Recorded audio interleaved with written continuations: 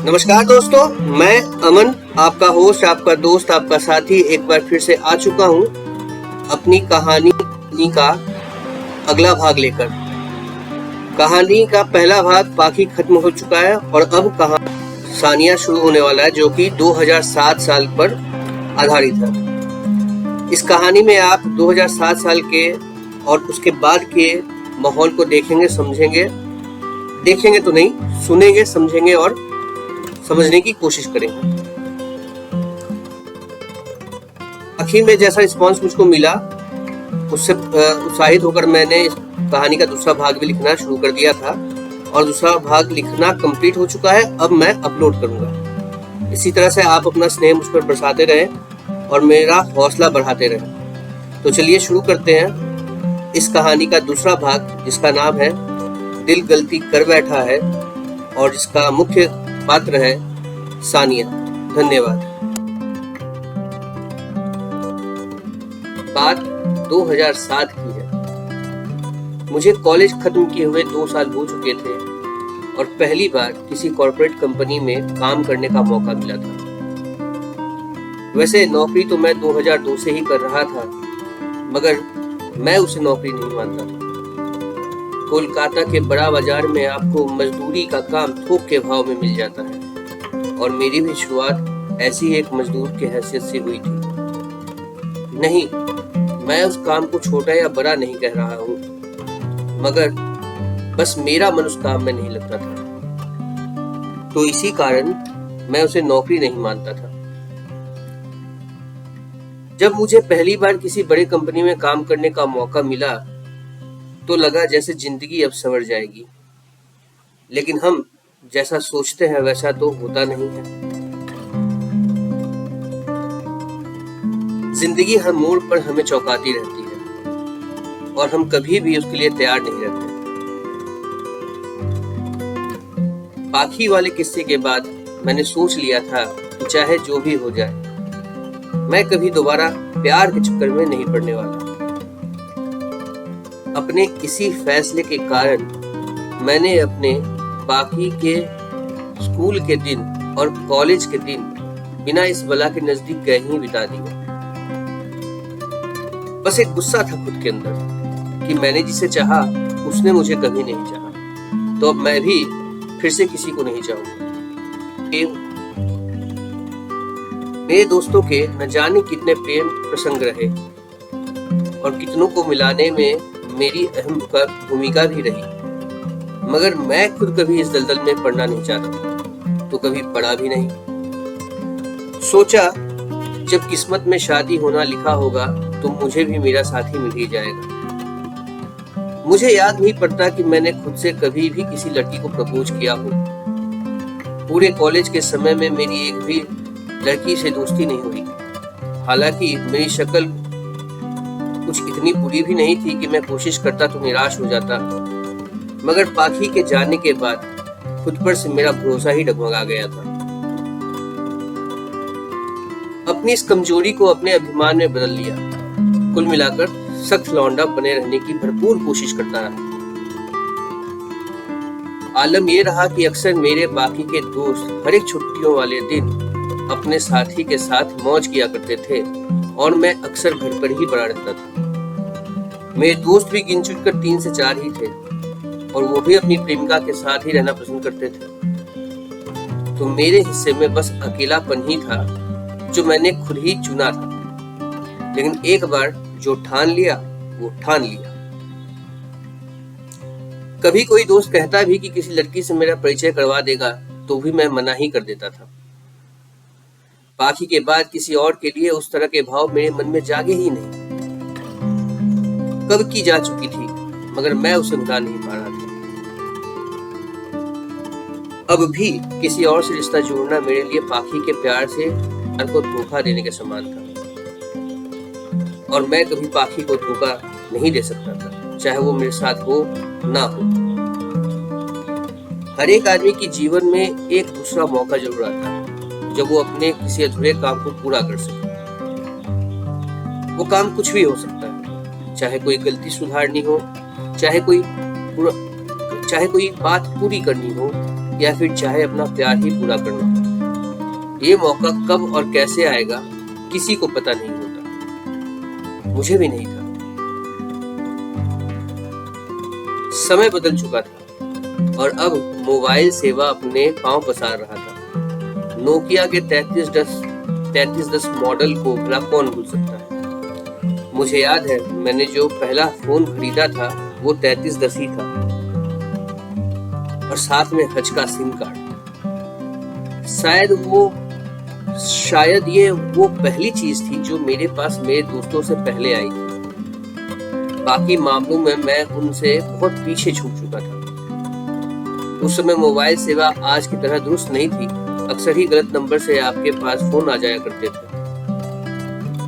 एक ऐसा ही फोन मेरे ऑफिस के एक साथी के पास आया। उसका नाम था कृष्णेंदु। कोई लड़की थी जो किसी रोनी से बात करना चाह रही थी। जिसके पास फोन आया था वो सिर्फ एक ही रोनी को जानता था, मुझे। पर मैं उस लड़की को तो जानता ही नहीं था। उसने मुझसे पूछा कि क्या मैं किसी सानिया को जानता हूँ, तो मैंने नाम सिरहिला दिया, कृष यानी कृष्णेंदु ने पहले तो उसे मना कर दिया, पर जब उसे 3 से 4 बार फोन आया तो उसने पहले उसे बहुत जली कटी सुनाई और बाद में मुझ पर भी बिफर पड़ा। मैंने उससे इस गुस्से का कारण पूछा तो बोला, साले, एक तो वो लड़की तेरे बारे में पूछ कर मुझे परेशान कर रही है और उस पर तू है न जाने क्यों उसे मेरा नंबर दे दिया है। मैंने कहा, मगर भाई अभी तक तो मुझे भी तेरा नंबर नहीं पता, तो मैं उसे तेरा नंबर कैसे दे सकता हूँ। ये बात उसे समझ में आ गई तो वो बोला, भाई लगता है उस लड़की को किसी ने गलत नंबर दे दिया होगा, या फिर अभी जो नंबर मेरे पास है वो पहले उस रोनी का होगा, तभी वो रोनी से बात करना चाहती है। बेचारी परेशान लगती है। मैं एक काम करता हूँ, अगर इस बार उसका फोन आएगा तो मैं उसे तेरा नंबर दे दूंगा। तो एक बार बात करके देख, शायद उसका कुछ भला ही हो जाए और हो सकता है कि तेरा भी कुछ भला हो जाए। मैं बात करूंगा, वो भी एक अनजान लड़की से। तेरा दिमाग तो सही है ना? मैं बोला। इस बात पर उसने मुझे समझाया कि मुझे उससे मिलकर तो बात करना है नहीं, जो मैं संकोच में हूँ। मुझे उससे फोन पर बात करनी, और अगर मुझे सही न लगे तो मैं उससे दोबारा बात नहीं भी करूं तो मुझे या उसको क्या फर्क पड़ने वाला है। बात तो उसकी सही थी और इसलिए मैं भी बात करने को तैयार हो गया। सोचा चलो अब जो होगा देखा जाएगा।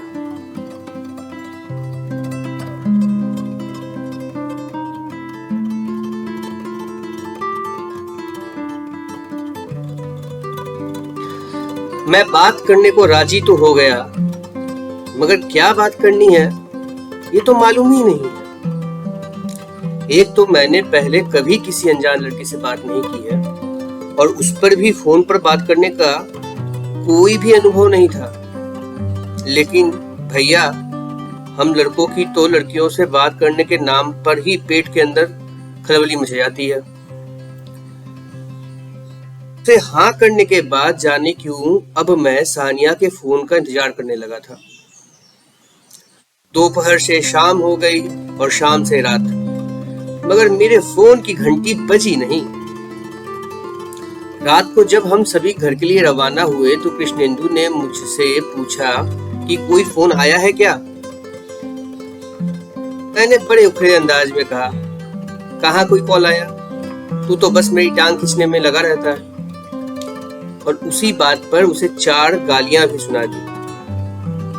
गाली सुनकर वो थोड़ा हंसा और बोला, तू तो कह रहा था कि तुझे उससे बात ही नहीं करनी है, मगर अब तो ऐसा लग रहा है जैसे कि तू उससे बात करने के लिए मरा जा रहा है।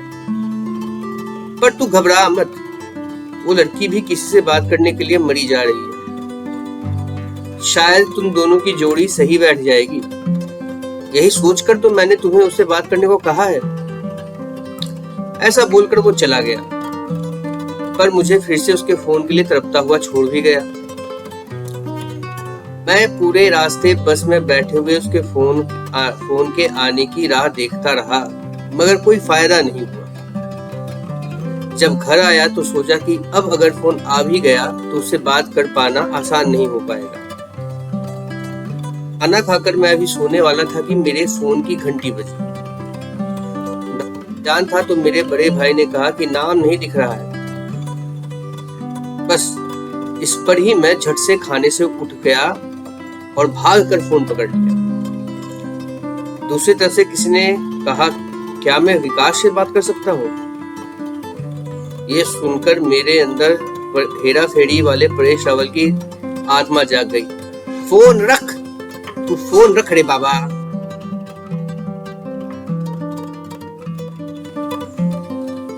बस यही कहना चाहता था मैं, मगर फिर खुद को रोककर कहा, रॉन्ग नंबर है। मेरी पूरी खुशी एक झटके में ही गम में बदल गई। दिल की धड़कन जो बढ़ रही थी एक बार में ही थम गई।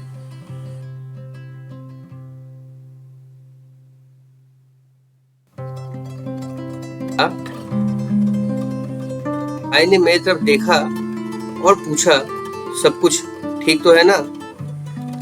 मैंने हाँ में सर हिला दिया, मगर कुछ बोल नहीं पाया। अब मैं खुद को ही समझाने में लगा रहा कि मैं बच्चों जैसी हरकतें क्यों कर रहा हूँ। जब फोन आना होगा आ जाएगा, भला मुझे क्यों इतनी बेसब्री हो रही है?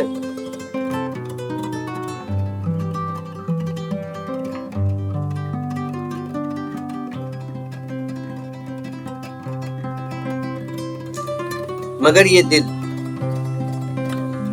से आज तक किसी लड़की ने खुद से आगे बढ़कर बात नहीं की हो, उसे किसी के फोन का इंतजार करते हुए बेसब्र हो जाने में कोई गुरेज नहीं था।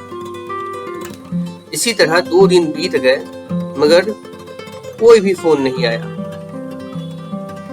किसी भी चीज के इंतजार की एक सीमा होती है,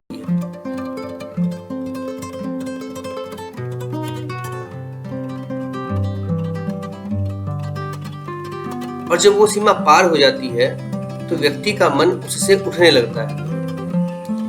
पहले 2 दिन के इंतजार के बाद अब मेरा ध्यान उससे हटने लगा था। उस दिन दोपहर को हम सब लंच ब्रेक पर खाना खाने बैठे ही थे, तभी मेरे फोन की घंटी बज उठी। फिर से एक अनजान नंबर। ये देखकर मैं उसे लेने के मूड में तो बिल्कुल भी नहीं था। उसी समय कृष्णेंदु ने मेरे पीछे आकर कहा, भाई ले ले, ये उसी का फोन है। अभी अभी उसने मुझसे तेरा नंबर लिया है। पहली बार उसने तेरा नंबर खो दिया था, तो आज फिर से मुझसे तेरा नंबर लेकर फोन कर रही है।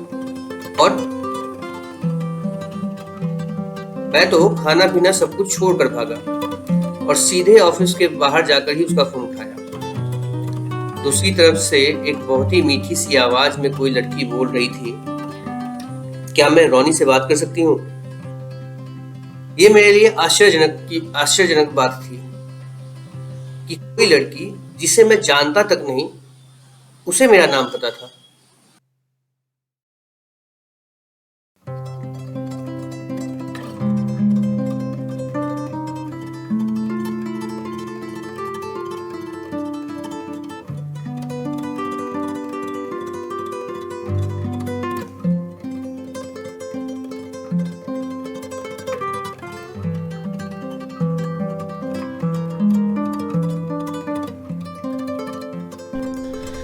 तो अगर आप लोगों को मेरी ये कविता पसंद आई हो तो इसे लाइक करें, ज़्यादा से ज़्यादा शेयर करें, कमेंट करें, और अगर मेरे चैनल को आप लोगों ने सब्सक्राइब नहीं किया है तो मेरे चैनल को सब्सक्राइब जरूर करें। आप मुझे मेरे दूसरे सोशल पेजेस पर भी फॉलो कर सकते हैं, सबके लिंक्स डिस्क्रिप्शन बॉक्स में दिए हुए हैं। मैं Facebook, LinkedIn, Twitter, Instagram, story mirror, प्रतिलिपि, कविशाला और ओपन बुक ऑनलाइन में लगातार लिखता रहता हूँ। धन्यवाद।